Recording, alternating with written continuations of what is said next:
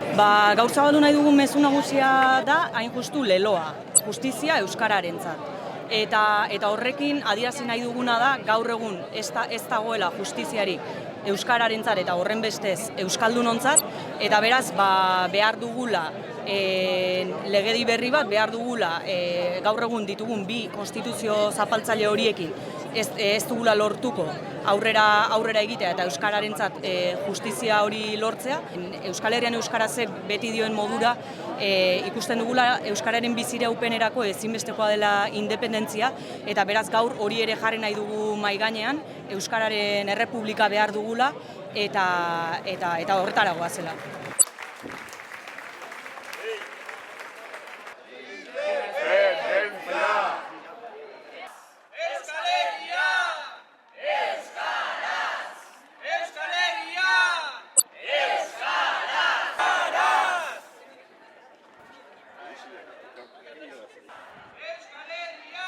Hemen nazio bezala erantzun behar diogu euskararen egoerari, zera nazio hizkuntza dugu euskara eta Euskal Herri osoan gaur egun ez du lehentasunezko estatuturik, beraz euskararen problematika orokorra da, Euskal Herri osokoa da, eta hori denek bat eginez lortuko dugu euskararen egoera iraultzea, benetan egoera egoki bat emateko euskarari.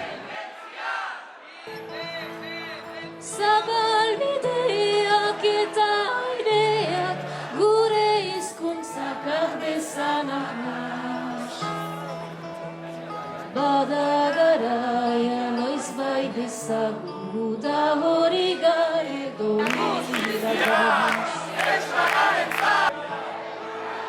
Euskarri euskalduna irabazteko eguna, pazientzia ere aurreti behar duguna.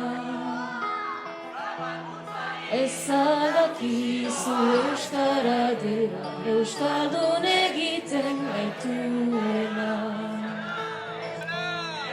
Zer euskarri litzake bere, hizkuntza ere galtzen duena. Ezadakizu euskara dela, euskaldun egiten gaitu.